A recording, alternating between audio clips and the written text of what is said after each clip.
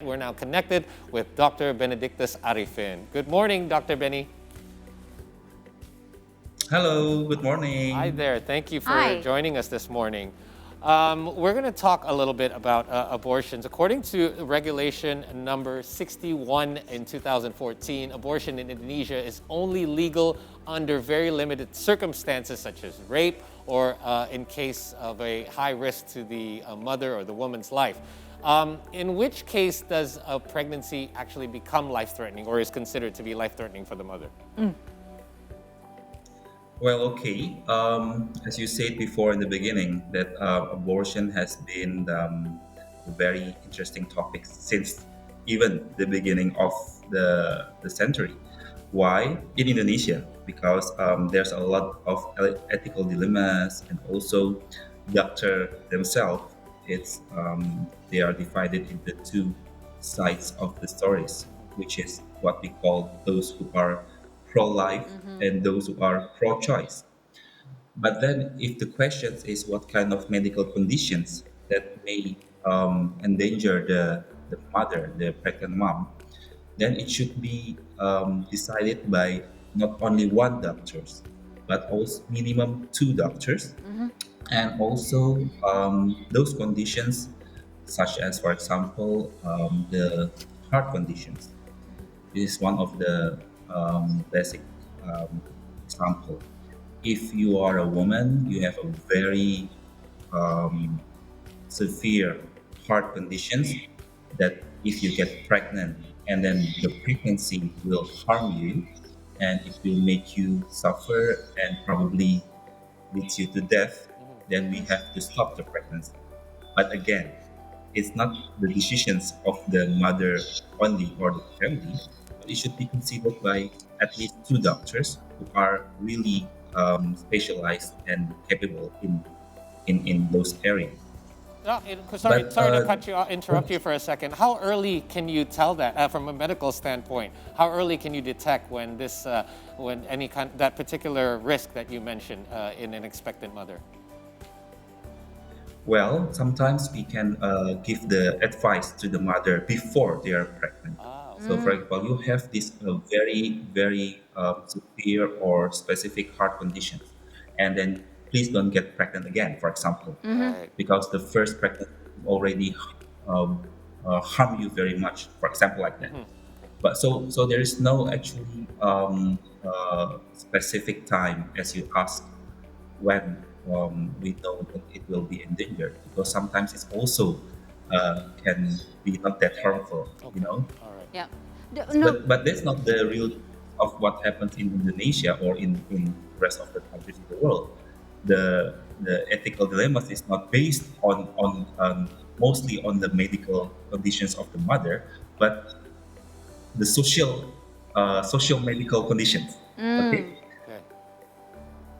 for example, like the case in Makassar, they are very will be ashamed because they are not getting married yet. They are not married yet, and things like that.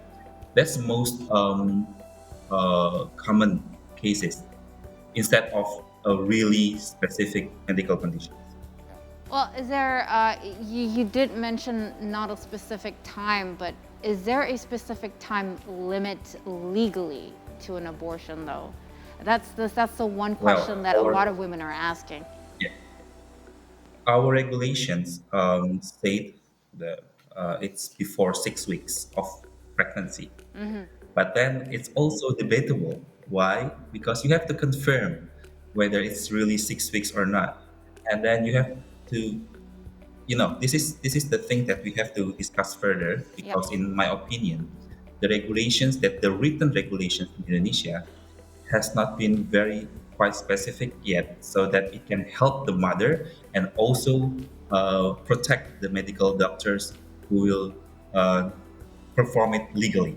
Because in our regulations, it says that at least there will be informed consent, there will be a team and a clinics and a certified clinics or certified places that is allowed by the government to do it. But then there is no clinic yet Mm. like that. So what we do right now is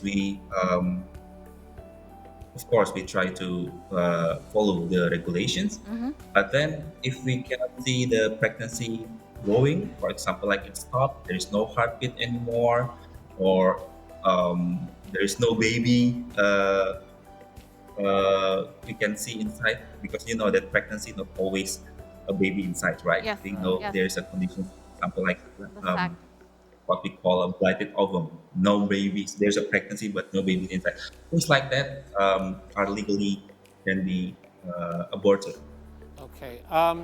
If you mentioned as well, because that is such an interesting debate because it brings our last pregnancy. We were so off with the timing, and that's because it was based on the mother's memory of when she last got her period. Yeah. And even then, I mean, at that age, like 6 weeks, the doctor, it's so hard to measure as well using sonograms or the ultrasounds in order to measure. So you're absolutely right about that. But how about safety when it comes to abortions, Doc? What are some of the requirements that one should meet in order to have a, what you call, I guess, quote unquote, safe abortion? Yes. Actually, we know that the abortion case in the world probably about 50 million abortions a year, Wow. and more than half of it in Indonesia. It is performed unsafe because the access to do what we call quote unquote the safe abortions is quite difficult to be accessed. We know that the victim sometimes is not married yet. They do it in the condition where they don't want other people to know, even their family or their father or their mother to know Right. when they're with their boyfriends, or they are pushed by their boyfriends to do it. So the danger actually is very harmful for the reproductive sites and organs of the woman, because the one of the complications such as the infections Mm-hmm. and bleeding, Mm-hmm. it may cause further severe conditions for the mother for their next pregnancy, or even some of the case they cannot they don't have this the same capability to get pregnant again, Right. or even death. Yeah, we Mm-hmm. know that the issues of unsafe abortions, Mm-hmm. infection and death of the mother. I just want to ask this one thing, because you just mentioned that yes, it can have an effect on one's fertility, especially when it comes to the ability to getting pregnant again, and also that there are very high risks, especially if you conduct abortions in an unsafe manner. This is a very sensitive question, but I don't want to specifically say rape victims, but education, is very necessary, especially to women who are sexually active or chose to be sexually active. And we hear about the Plan B, we hear about the Plan B pill that is actually making less access now. So there is less accessible now. And what is your take on this? Let's say, because when we have rape victims, right? Rape victims who are able to come forth with their issue, they will get a rape kit, and then they will be assigned to the physician who might be able to give them the Plan B pill as soon as possible. But regulation purposes, is that still possible for non-rape victims? Like for somebody who makes a conscious, responsible action, goes to the doctor and look, this is what's happening, and I need a Plan B pill, for instance. Because this, education of Plan B pills can really save a lot of lives. And what is your take on this? Well, this is a very difficult question, Mm-hmm. because my take on this is not that important. It is important personally, Yep. because we know that the doctors, as I mentioned before in the beginning of our discussions, Mm-hmm. that there is doctors who are pro-life and the doctors who are pro-choice. Yep. The pro-life, for example, like myself, I'm a pro-life. Um, we have to respect the human life from the very early moment of their form. Yep. Mm-hmm. Yeah, even in the case of it's still an embryo, the decisions when the embryos has to stop growing or not allowed to do to grow is not the human or our decision. But I'm also half pro-choice when it comes to the safety of the mother. But we know that the mother who cannot take care, or the mother who cannot survive, or even we know also some of the cases they are not prepared psychologically, Yes. and then they Yes. kill themselves, doing a suicide because Right. they are very, very ashamed of what happened to them. It also have to be considered. But again, our hands are tied. Why? Because the regulations in our country still not really clear about how to save them. Okay, about the technology or the treatment, the pills to the abortion pill, for example, like it's always been illegal if it's not prescribed by the doctors who already being confirmed by the other doctors that this is the medical conditions that is lead to the we have to do the abortions. Well, I would like to see. I would like to explain. Actually, we can divide abortions into two, and medically two categories. The first is spontaneous abortions. There is no problem with that because it happens by natural. We don't do anything, and it's coming out by themselves because the body knows it is not good for them. So Okay. it is not Yep. the good for us. But the second, we call it induced abortions. Induced abortions. There's two types of induced abortions: medically indicated induced abortions, that is legal, and the second is what we call the abortus provocatus criminalis in Latin. So it is not because of medical indications, but it's the indications to stop the pregnancy because of the mother or the other person don't want that this pregnancy to get grow. So we have to terminate. That's the problem, and the we know that the consequence of uh, the mother who are not, for example, you say, are the victim of a rape to get pregnant. It is also not only the burden of the mother themselves, but also should be the burden of the for all of us, even the government. Right. Yeah. And it's such a, you You know, know the case when the students, high school students, to if they're pregnant, they are, for example, they are a victim of a rape. Yep. They have triple burden. The burden of because she is not ready yet to become mother. The burden because of they are ashamed because they have to hide it from their parents and everyone. And the third, the rights for them to get enough educations. They Yes. will be expelled from the school, Yes. right. right? So this is the problem, social medical problem that should be considered as well as the not only because okay, it's your fault, you're not taking care of yourself very good. It's you are you have to be responsible now. This is the punishment for you. That's not the solution. That's that's what in my opinion. So my take on it, it's really we have to concern and we have to be in the mother side. Okay, I just have a quick follow-up question Yeah, there, yeah. because as a woman, and I have a girl that a little girl, two daughters actually. So this is very interesting because education-wise, I I do would have love a daughter as well. I would love to know the difference between where's the legal line between contraception and abortion, because my question before was about the emergency contraception pill, which is basically hopefully Okay, can. morning after pill. Yes, the morning after pill. So it's not that it's already happened. So that should be taken before pregnancy, right? So it's just right after the rape happens, if it's rape Right. or a rape Yes. victim, or if it's. So where is the legal line between contraception and abortion? Is there one?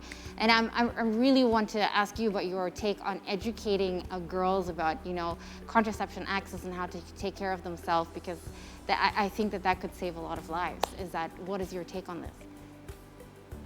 Well, I'm happy you're asking it because sometimes not a lot of parents or even our doctors who are quite open to discuss contraceptions to women or to girls who are sexually active but not married yet. Yep. You know, Yep. This is a important question, not only for me, but also I'm going to challenge all the doctors, all the obstetrician gynecologists. What is your take if there is a woman, high school or college students who are already sexual active, not being married yet, and ask you for contraceptions, Yeah. right? For me, contraception is legal. It is legal in our country. It is to prevent for you to get pregnant, and it is not our medical what you call it rights to blame or to make a negative um, point of view for those who are not married yet but asking for contraception. We should professionally explain every positive and negative uh, side effects or the advantage of contraception. So my take is, if this person, this woman, is already sexual active, and then they are asking you for advices on contraceptions, we should give them the information as detailed as we can. Okay. But now about the morning after pill. You asked about morning after pill, the emergency pills. Yeah. Emergency pills should be taken 48, maximum 72 That's hours right. after the emergency conditions. Yes. This is not only for those who are rape victim, but also for the couples who probably already have, for example, like 5 kids, and they are forgetting to Yes, have the yes, yes. pills or Basically have a planned family program. yes, Yes, yes. yes. Well, it's not the same as abortions because Yep. the pregnancy is not confirmed yet, Yes. right? Right. So the high hormonal level of pills will be taken by the mother, and it is not also 100% Yeah. make you abort the pregnancy, because we don't know the pregnancy is already happened yet or not. But it is possible to do it for those who are a rape victim or a couple that already have a lot of kids and forget to do the protections. Legally, contraceptive pills is okay, and it should be provided by those who are in need. Of course, with informed choice, we call it Yes. informed choice. We give all the information, and the decision should be on the clients. And abortion pills, it's different. It is Yeah. different with the morning after pill. Abortion pill have different compositions, and the purpose is also different, and the timing is also different. Yeah.